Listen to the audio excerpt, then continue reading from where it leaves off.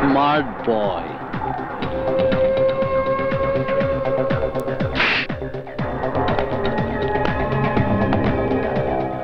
কি হয়েছে রে? সেটা জিজ্ঞাসা করা তুই কি? তুই তো ফাস্টফুডের দোকানের সাধারণ একজন সেলসম্যান। সেলসম্যান হলেও আমি একজন স্টুডেন্ট, এবং এই ইউনিভার্সিটির স্টুডেন্ট। স্টুডেন্ট? তাকিয়ে দেখ, এখানে অনেক স্টুডেন্ট আছে। কথা না বলে ওদের মতো দাঁড়িয়ে দাঁড়িয়ে দেখতে থাক। প্রকাশ্য দিবালোকে আমার লোকজনকে লাশ বানিয়ে এখানেই কবর দিয়ে দেবে। গতকাল মার্কেটে তোর কাছ থেকে বিদায় নিয়ে আসার সময় ও পল্লবীকে ধাক্কা মেরেছিল। ওকে চিনতে না পেরে পেছন থেকে আমি ওর কলার ধরেছিলাম, আর সেই জন্য ও আমাকে একজনকে মারার জন্য তুই তোর দলবল নিয়ে এসেছিস? তুই ওদের জোরে চলাফেরা করিস, তাই না? বুঝতে পেরেছি, তোর নিজের কোনো ক্ষমতাই নেই। কি? আমার ক্ষমতা নেই? আমি কে, আমার পরিচয় কি, তুই কিছুই জানিস না। আমি একাই ওকে মারবো। এই তোরা সরে যা।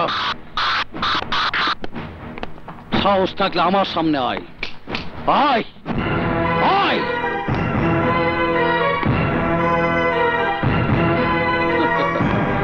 কমান। কি ব্যাপার, ভয় পেয়েছিস? তোর গার্লফ্রেন্ডকে ধাক্কা দেবার কারণে তুই ওর কলার ধরেছিলি, কিন্তু ওর চেহারা দেখার পর ভয় পেয়ে তুই ওকে ছেড়ে দিয়েছিলি। তার মানে তোর প্রেমিকাকে ওর মতো একটা বদমাইশ যদি পাবলিক প্লেসে সবার সামনে অপমানও করে, তাহলে তুই হাত গুটিয়ে দাঁড়িয়ে থাকবি, কিছুই বলবি না, তাই না?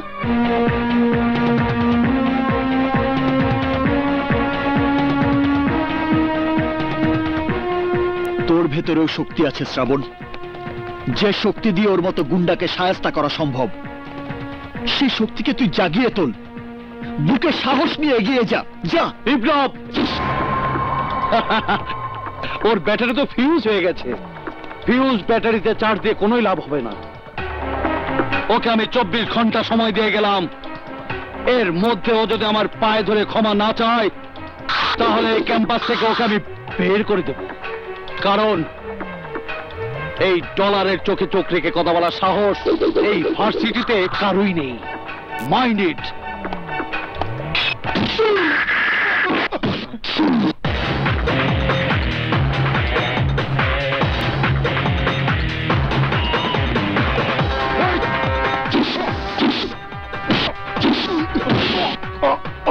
তোর পাছায় লাঠিটা আমি মারিনি, মেরেছে ও।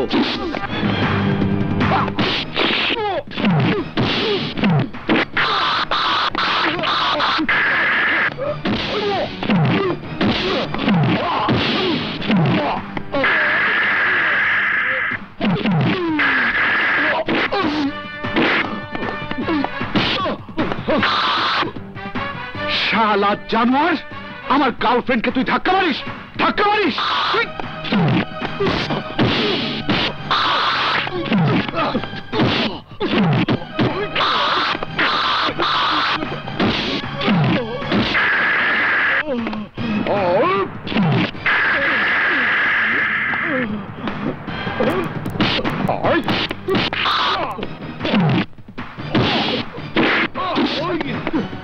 এই, আমাকে তুই ক্যাম্পাস থেকে বের করে দিবি? এই, আমাকে বের করে দিবি?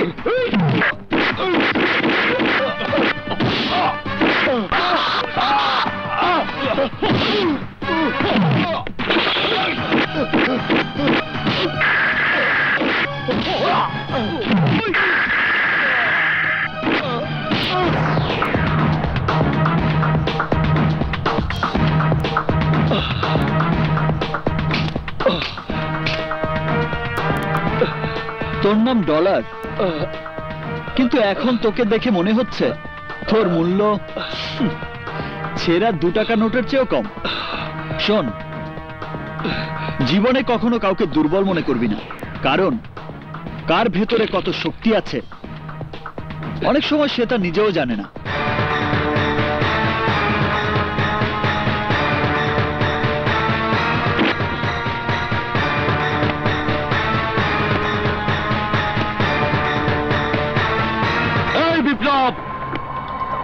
তুই আমাকে দুর্বল মনে করেছিস? আমি কে তুই জানিস না। আমার পরিচয় জানলে তোর রাতের ঘুম হারাম হয়ে যাবে।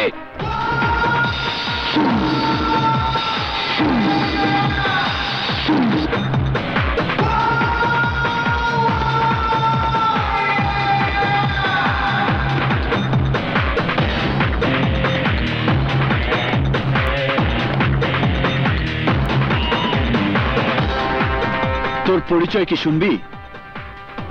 তুই একটা জানোয়ারের বাচ্চা। দুটো হাত, দুটো পা, দুটি চোখ, একটি নাক, একটি মুখ, আর ঘাড়ের উপর শয়তানের মাথাওয়ালা একটা জানোয়ারের বাচ্চা তুই। সেই জানোয়ারের নাম এল, মানে লিয়াকত লস্কর। বিপ্লব আমার নাম। কেউ বলে ভূমিকম্প, কেউ বলে সুনামি। তোর মতো সন্ত্রাসীর বাপ আমি।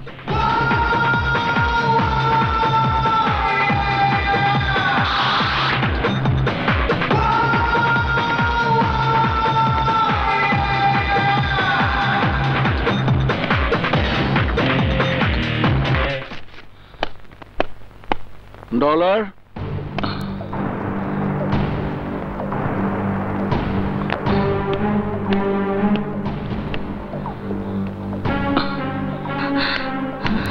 কি হয়েছে তোমার?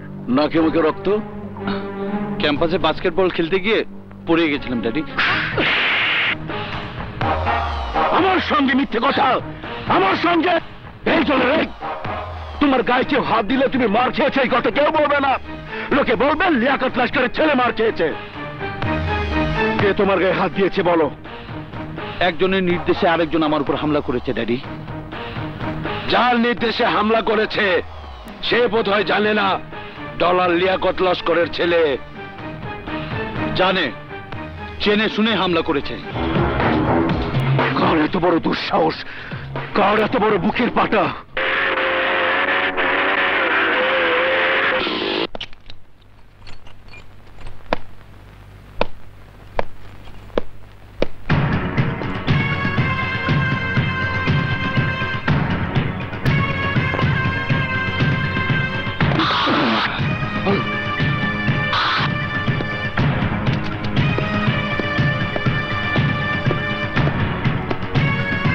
তুমি? লোকে আমাকে খুনি জয়নাল বলে।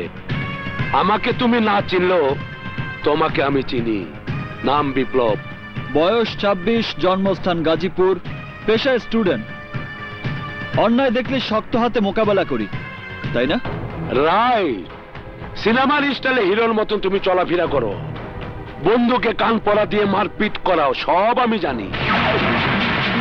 ভার্সিটি ক্যাম্পাসে ডলারের উপর হামলা চালানোর বুদ্ধি দিয়ে তুমি অনেক বড় অপরাধ করেছো বিপ্লব। তুমি যে অপরাধ করেছো তার জন্য এখন এই মুহূর্তে তোমাকে এখানে জিন্দা কবর দিতে পারি, কিন্তু আমি তা করব না।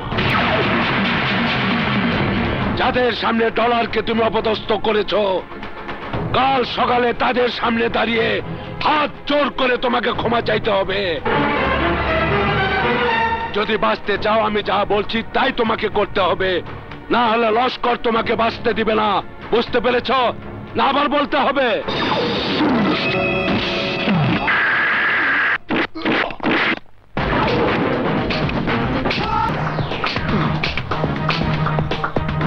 বিপ্লব আমার নাম। কেউ বলে ভূমিকম্প, কেউ বলে সুনামি। তোদের মতো সন্ত্রাসীর বাপ আমি।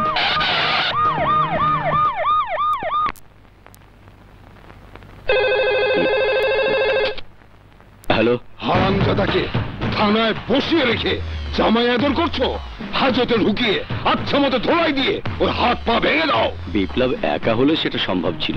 সঙ্গে আর কে কে আছে তাড়াতাড়ি বলো। বিপ্লব ভাইয়ের কিছু হলে এত মানুষ যাদের নাম পরিচয় আমার জানা নেই। বিপ্লব ভাইয়ের কিছু হলে আমার ধারণা বিপ্লব একজন জনপ্রিয় ছাত্র নেতা, তারপরও আমি ওকে ছাড়বো না। সন্ত্রাসী কেসে ফাঁসিয়ে দিয়ে কামাল খান সাহেব এসেছেন। এখন রাখি, পরে কথা বলবো। স্যার, এই বিপ্লব। ও আচ্ছা। আসসালামু আলাইকুম স্যার। ওয়ালাইকুম আসসালাম। ওকে এখানে ধরে এনেছো কেন? গত রাতে হোস্টেলের সামনে লস্কর সাহেবের লোকদের বাড়ি করেছিল। লস্করের লোকজন রাতে সেখানে গিয়েছিল কেন? তাদের বিরুদ্ধে ওয়ারেন্ট ইস্যু করেছো? আমার বাড়িতে থেকে লেখাপড়া করে তুমি পুলিশের চাকরি নিয়েছো। আমি তোমাকে বলেছিলাম পুলিশের চাকরিটা চাকরি নয়, ধর্ম, যেখানে আইনের চোখে সবাই সমান। বিপ্লবকে আমি আন্ডারটেকিং দিয়ে নিয়ে যেতে এসেছি। অপরাধ প্রমাণ হলে ওকে আবার আমি আইনের হাতে তুলে দেব। স্বার্থ সিদ্ধির আগে সময় এবং সুযোগ বুঝে খান আর বিপ্লবকে দুনিয়া থেকে সরিয়ে দিতে হবে।